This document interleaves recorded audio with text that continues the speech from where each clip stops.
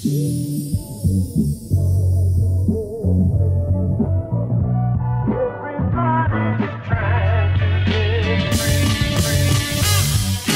guys, welcome back to my Madden NFL 19 CFM Wishlist. Today is going to be the 5th and final installment of the series where we're going to be talking about obscured player ratings. This is something I tweeted about 2 or 3 weeks ago, so if you saw that, this is going to look very similar. I tweaked some of the mock-ups a little bit, but not too much, but all in all, this is going to be very similar to what you might have seen a couple weeks ago when I was talking about that. But this is something that I've always wanted to see in Madden, and specifically franchise, and it's something that in reality it doesn't really change anything. The only thing it's changing is how ratings are visualized, but as far as how ratings work and all that, it's still going to be the same. This isn't a huge overhaul or a huge feature, but it's something that with that one small tweak, it has the ability to have a pretty significant impact on how you interact with players and how you make decisions with those players, which is what I want to get into.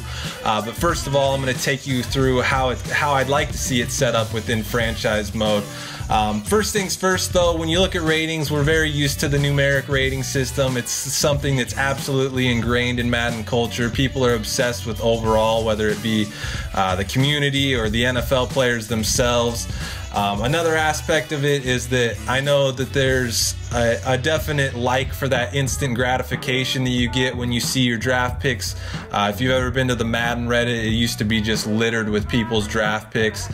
And then also along those lines, people enjoy that certainty of knowing exactly what they have rather than dealing with that unknown. So just to clarify, ratings aren't going away. They aren't ever gonna go away.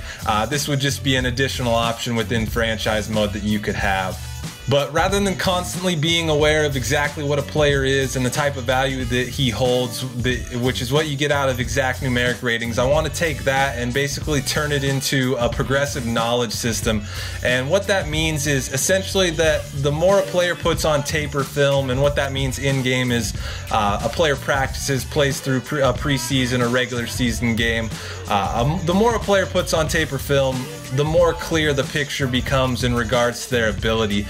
So basically the idea is that there are 4 tiers of knowledge or evaluation when it comes to a player, and based on what tier that player is at will determine how his ratings are visualized in game. So those 4 tiers start with basic knowledge, which is just going to be basic letter grades A, B, C, D, and F.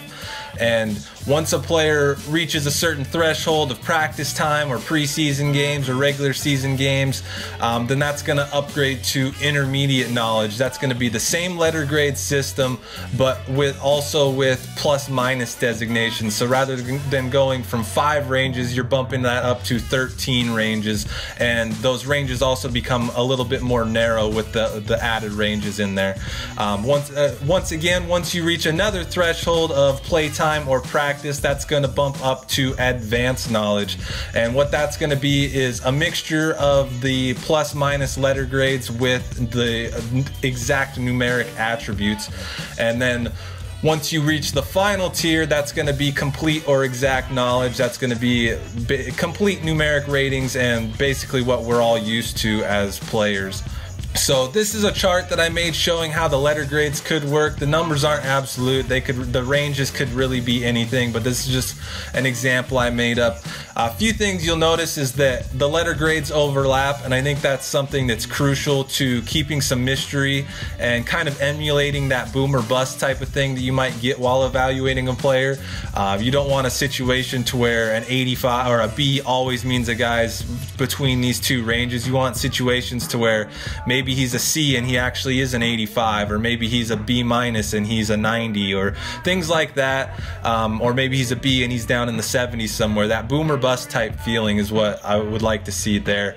And then also the ranges on the top chart are going to be pretty wide, and it's meant to be like that because when you're at that level is when you possess the least amount of knowledge about a player, so the ranges should be wide. But one thing with that is that they are a bit smaller near the top and bottom, and then more wide in the middle, so that if a player is truly elite or terrible at something, then it's still fairly easy to identify. You don't want a situation to where you have a player with an A, but he's actually in the low 80s. That's something I wanted to try to avoid with that. So I'm going to run you through each category and show you the types of players that would fall into each tier, and basically show you what that could look like in game, or what this would look like in game. Starting with the basic knowledge, which focuses on the rookie Chiefs linebacker Ukeme Eligwe, and this is basically how all rookies would come into the league. When you drafted players, you get a player card similar to this rather than the exact numeric ratings. And all the ratings would fall under the first chart that I just showed you of basic knowledge. Moving on to the next one, which is intermediate knowledge. Here is Kareem Hunt. So as you can see, the letter grades have expanded a little bit to include the plus and minus ranges. Like I said before, you're going to advance this tier after some significant practice or play time. The ranges again get smaller, but they're still going to overlap, so that there's still that decent amount of mystery there, to where even though you're progressing through this and the ranges are smaller, there's still a little bit of mystery there between what his actual attribute might be. But with this period, some attributes may go up, may go down, they may stay the same depending on how the ranges work out and what their actual attributes are. Moving on to the third one, which is advanced knowledge. This is an example showing Chris Conley. As you can see, this is when things start to become much more clear. You're getting the plus minus, but then you have the exact ratings in there as well. And then moving on to the fourth and final one, Derek Johnson. And as you can see, this looks pretty much like what you get in game now, the full picture. And this is what most of your veterans are going to look like. Rookies that play a significant amount of time in their first season or two are going to hit this stage pretty quickly. So it's not like this is going to be something that takes 10 years before you're getting the full picture on a guy. More so 1 or 2 years, depending on how much a guy plays, if he's playing every day, and then a little bit longer if he's not playing as much.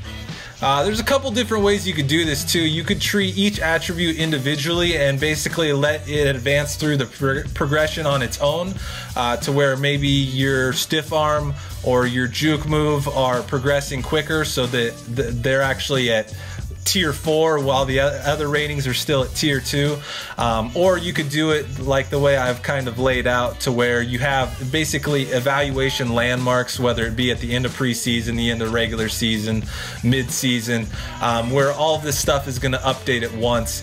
And a couple of things with this as well is that working towards the advancement of these tiers would be earned, like I said, through practice and games. And the cool thing with that, I think, is that you could make it to where when you're practicing a player, then that basically advances tiers for your team only, or for your coach only.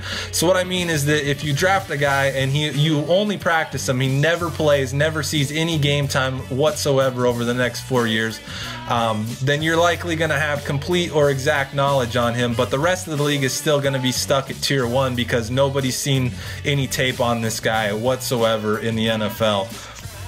So that's a cool little part to that. In addition to that, if a player is injured and can't practice or play, then that's going to kind of halt his progression towards that as well, even for your team.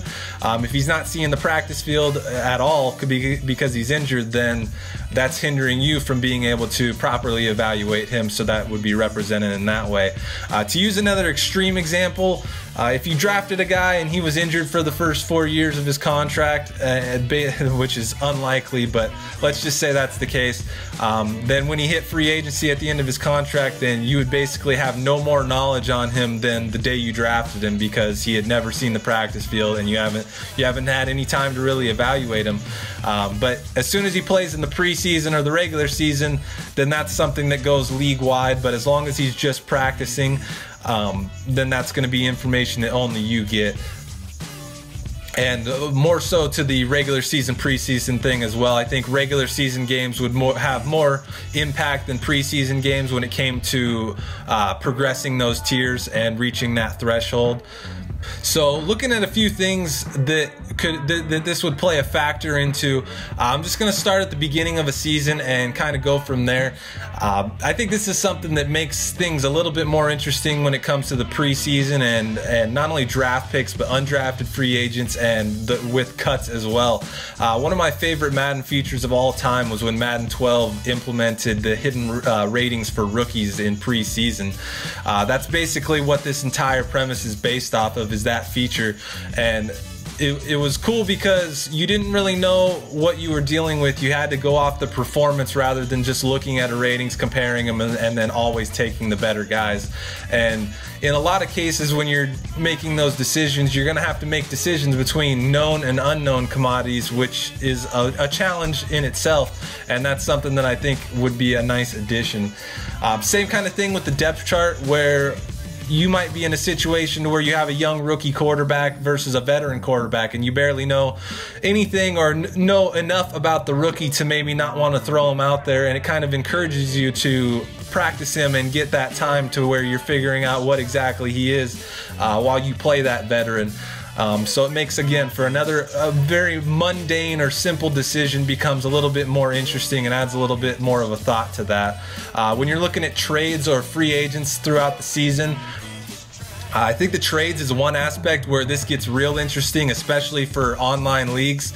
You may be involved in negotiations with somebody else, with another user in your league, where you both know exactly what you're offering because you've reached that fourth tier, so you know exactly what you're offering, but you're not necessarily sure what you're getting because you don't have knowledge on that player and you haven't been working with that player. So it adds a little bit of an interesting dynamic there. With free agents throughout the season, if you're looking for a quick replacement, then again, you're kind of at this crossroads to where, do you maybe go out and get the guy that is on the free agent list that you don't know much about, or do you go out and get the guy that is a proven known commodity rather than the unknown commodity?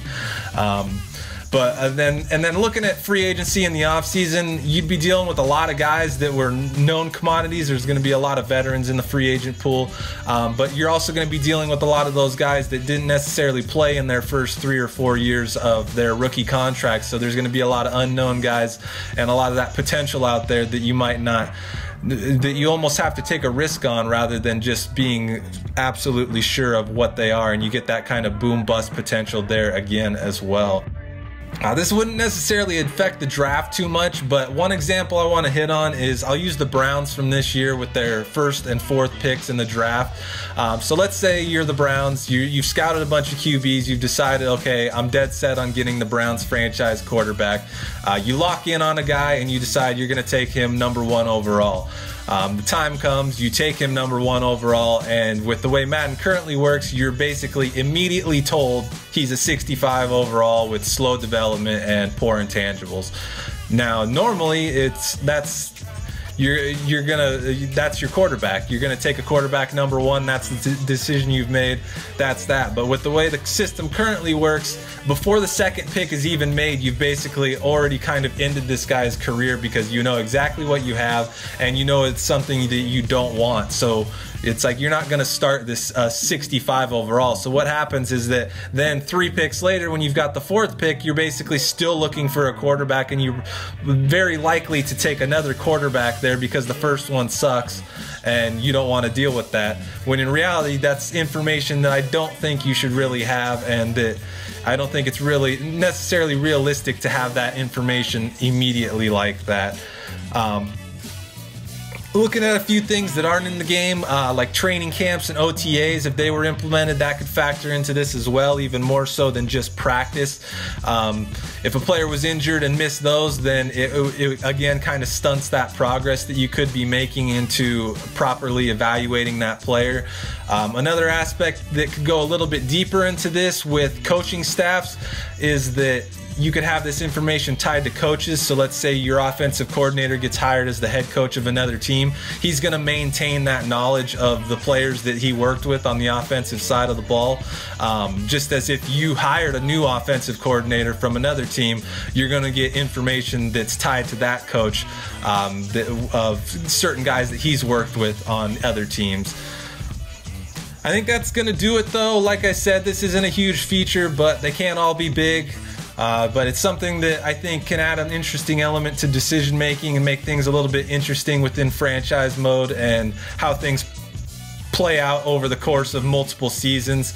Lastly, I want to thank you guys for watching these and the positive feedback you guys have given in regards to these. I really appreciate it, and this was definitely something I wasn't too sure about, but I'm enjoying it, and I do have ideas for some additional things that to beyond this as well, rather than just the wish list. So keep your eyes out for that. But let me know what you guys think of obscured ratings, or just how you'd like to see ratings handled in general. Hope you guys enjoyed the video, and as always, thanks for watching.